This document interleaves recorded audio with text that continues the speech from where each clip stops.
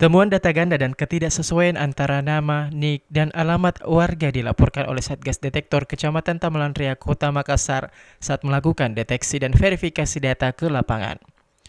Petugas menemukan ada warga yang namanya terdaftar menerima lebih dari satu bantuan. Beberapa nama juga dilaporkan tidak ditemukan di alamat tersebut.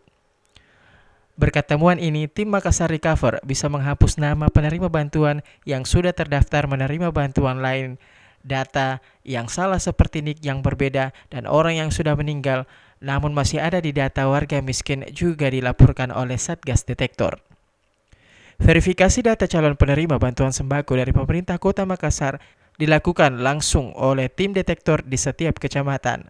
Mereka bertugas mengecek nama, NIK, kondisi rumah, dan kebenaran data warga kurang mampu.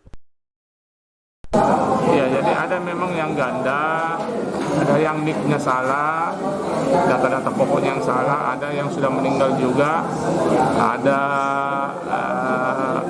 bahkan yang katanya punya ada namanya, dia tahu dulu namanya dapat, tapi tiba-tiba hilang. Yang kami usulkan ini jangan sampai orang sudah dapat bansos-bansos lainnya. Nah, jadi itu yang kami dikasih data pembanding supaya menghindari dapat sini dapat sana. Data tersebut didapatkan dari Dinas Sosial yang sebelumnya digunakan sebagai data acuan warga kurang mampu. Pengecekan langsung ini bertujuan untuk memastikan calon peserta bantuan sembako dari pemerintah Kota Makassar.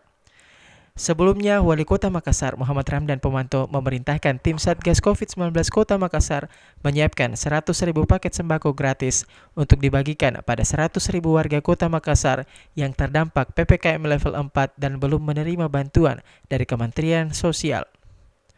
Bantuan diberikan untuk meringankan beban ekonomi masyarakat di masa pandemi COVID-19. Ira, Fajar TV dan Fajar Radio melaporkan.